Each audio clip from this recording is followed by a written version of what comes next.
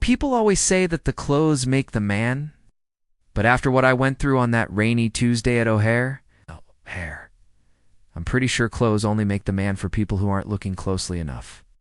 My name's Elias Thorne, and honestly, if you saw me that morning, you probably would have looked right past me to just another guy in a faded, oversized hoodie with a coffee stain on the sleeve carrying a duffel bag that had seen better decades. I looked like I was heading to a basement couch to play video games for 12 hours, but in reality, I had just spent the last 4 days in a windowless boardroom finalizing a deal that basically handed me the keys to Horizon Air, the very airline I was about to board. I was exhausted. My brain felt like it was vibrating. All I wanted was 7 hours of sleep in seat 1A on my way to San Francisco. But instead, I walked right into a masterclass on how quickly people will treat you like garbage if they think you don't have the bank account to back up your presence. The cabin of Flight 202 is that kind of suffocatingly high-end environment where the air smells like expensive lavender and it's like they're judging your credit score just by the way you breathe. I settled into my seat, the most exclusive spot on the plane, and I could feel the eyes on me immediately, especially from the lead flight attendant, a woman named Vanessa, whose smile was so sharp it could have cut glass. She didn't say anything at first, just stood near the galley with her arms crossed, whispering to the co-pilot while they both stared at my scuffed sneakers. I knew right then that I was the problem they needed to solve. I'd just bought the entire company at 4 a.m. that morning. The ink on the contract was still wet, and yet here I was, being treated like a stowaway in my own living room. Vanessa finally marched over, not with a tray of water or a greeting, but with this aggressive, clipped energy, asking to see my boarding pass for the third time, because there was apparently a glitch in the manifest. Handed her the crumpled paper, and the way she took it with 2 fingers, like it was a used tissue, told me everything I needed to know about the culture of this airline I now owned. She looked at the seat number 1A, then at my hoodie, then back at the seat. She actually had the nerve to scoff. Tell me that there must have been a clerical error, because this seat was reserved for a Premier Gold member who was arriving. Momentarily, I told her, as calmly as I could, that I was the one who paid for the seat, that the system was fine, that I'd really appreciate it if I could just close my eyes. But then the heavy hitter arrived, Julian Vane, a local real estate developer who thinks the world is his personal monopoly board. He stormed into the cabin wearing a suit that cost more than a mid-sized sedan, looked at me like I was a smudge on his windshield, and told Vanessa to get the help out of his seat because he had a multi-million-dollar closing and needed the legroom. It was a perfect storm of ego and entitlement. The flight attendant wanting to please the loud guy with the shiny watch. The captain, a guy named Miller, coming out of the cockpit to tell me that for security reasons they were moving me to the back of the plane, and it was fascinating, in a dark way, to watch them all conspire to humiliate me. They didn't see a human being, they saw a hoodie they didn't like, and when Captain Miller told me I could either take a middle seat in row 42 or be escorted off by airport police for disrupting the crew, I realized that some people don't deserve the power they've been given. I didn't argue.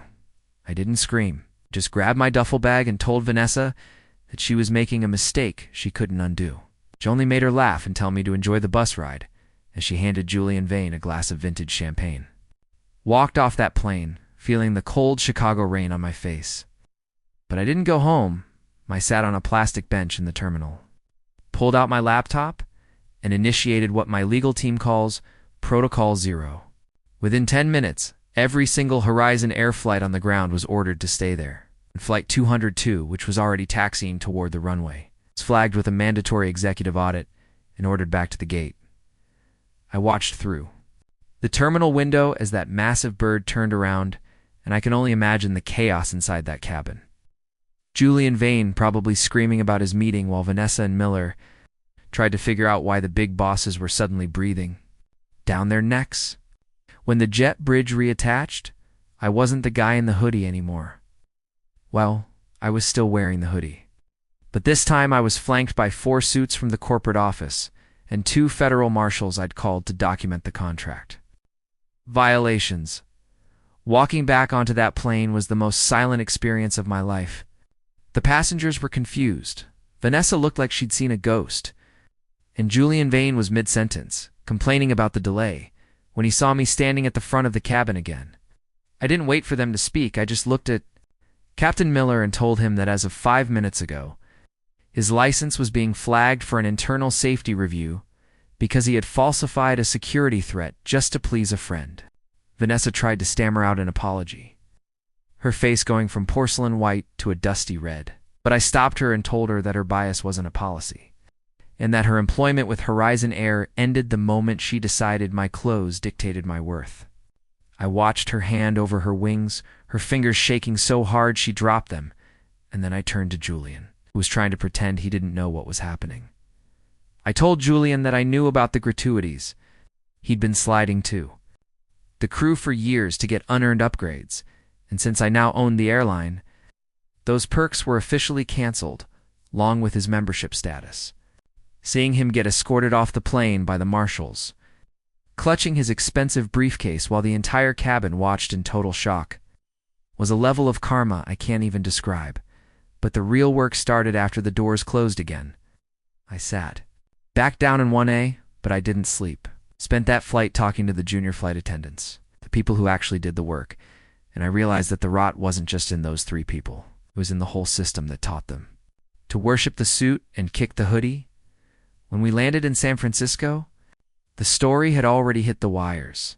Mysterious tech mogul purges airline, crew mid-flight, and the internet went absolutely feral.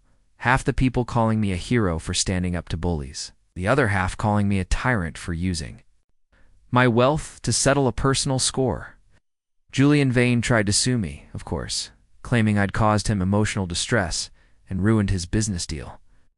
But when the cockpit voice recorders were pulled and the internal emails showed the history of bribes, his case melted away faster than the ice in his champagne. I ended up rebranding the whole airline to Origin, throwing out the elitist tiers and making sure that the first thing every employee learned was that the person in the cheapest seat deserves the same eye contact as the person in the most expensive one. I still wear that hoodie. By the way, it reminds me that people are always going to try and put you in a box based on what they see, and that the real power isn't in being able to fire someone, but in being able to change the rules of the game so the bullies don't win by default. But it makes me wonder, if you were in my shoes, sitting there being humiliated in front of 100 people, would you have just taken the refund and moved on? Or would you have burned the whole thing down to build something better? Did I go too far by grounding an entire flight just to prove a point? Or is that the only way people like Vanessa and Julian ever actually learn a lesson? I've heard both sides, and honestly, both sides have a point, but I want to know what you think. Is it justice if you have to buy the company to get it? Or is that just another version of the same game? Drop a comment and tell me if I was the hero or just a different kind of villain in that story, because I'm still trying to figure it out myself. And if you've ever been judged for how you look or where you came from, share that too. We've all been the guy in the hoodie at some point, even if we didn't have the billions to fight back.